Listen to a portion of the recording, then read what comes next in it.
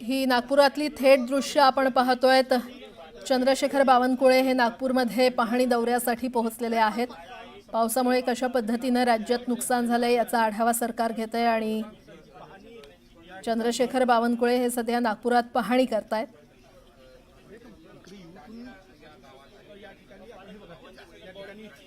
आणि या संदर्भात अधिक माहिती देत आहेत आमचे प्रतिनिधी उदय तिमांडे आपल्यासोबत जोडले गेलेले आहेत। उदय, प्रयत्न करूया। हे उदय माईक बंद आहे। हे बाबा माईक बंद आहे।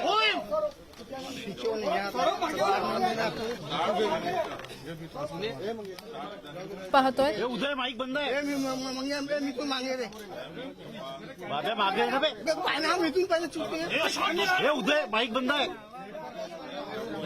त्यात जसं नुकसान झालेलं आहे तसंच विदर्भात सुद्धा नुकसान झालंय। विदर्भातल्या काही भागाला अतिवृष्टीचा फटका बसलाय। चंद्रशेखर बावनकुळे नागपुरामध्ये पाहणी करत आहेत आणि त्या दरम्यान ते संवाद सुद्धा साधत आहेत। काही क्षणामध्ये त्यांचा आवाज आपल्यापर्यंत पोहोचेल। पाहणी केल्यावर नागपूर आणि नागपुरातल्या काही भागाला जो फटका बसलाय अतिवृष्टीचा, त्याने किती नुकसान झालंय त्याच्याविषयी ते आपल्याला कल्पना देतील। मंत्री चंद्रशेखर बावनकुळे, किती नुकसान झाडं उन्मळून पडलेले या ठिकाणी झाडं उन्मळून पडले, संपूर्ण बगीचे उद्ध्वस्त झाले आणि संत्र्याचं फार मोठं नुकसान झालं, कपासाचं नुकसान झालं, सोयाबीनचं नुकसान झालं। काही शिल्लक नाहीये।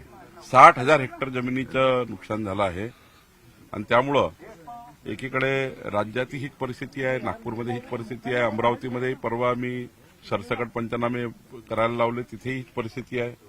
एकंदरीत शेतकरीच आज संकटामध्ये आला आहे। तुम्ही आधी दिले ते पंचनामे झाले, पण मदत कधी मिळणार आहे?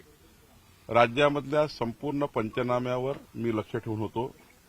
माननीय मुख्यमंत्री देवेंद्र फडणवीसजींनी मला राज्याचे पंचनामे, आमचे जिल्हाधिकारी, संपूर्ण महसूल प्रशासन, संपूर्ण ॲग्रिकल्चर प्रशासन, कृषी विभाग आणि ग्रामविकास विभाग या सर्व विभागाकडनं पंचनामे या ठिकाणी सुरू झाले। रोजचेच पंचनाम्याचे आकडे आम्ही घेतो आहे। कालपर्यंत जे ऑगस्टचा विचार केला तर 25 लाख हेक्टरपर्यंत पंचनामे आम्हाला प्राप्त झाले होते। सप्टेंबरमध्ये विचार केला तर कालपर्यंत 22 लाख हेक्टरचे पंचनामे या ठिकाणी आमच्याकडे आले आहेत। तर जवळपास आज तरी 50 लाख हेक्टरच्या जवळपास हे संपूर्ण पंचनामे आमच्याकडे आहे आणि पुढच्या काळामध्ये 4-5 तारखेपर्यंत पूर्ण अंदाज क्लिअर होईल। आज आपण अजून 50 लाख पण थांबत नाहीये, पण एक 4-5 दिवस पुन्हा लागतील की अॅक्युरेट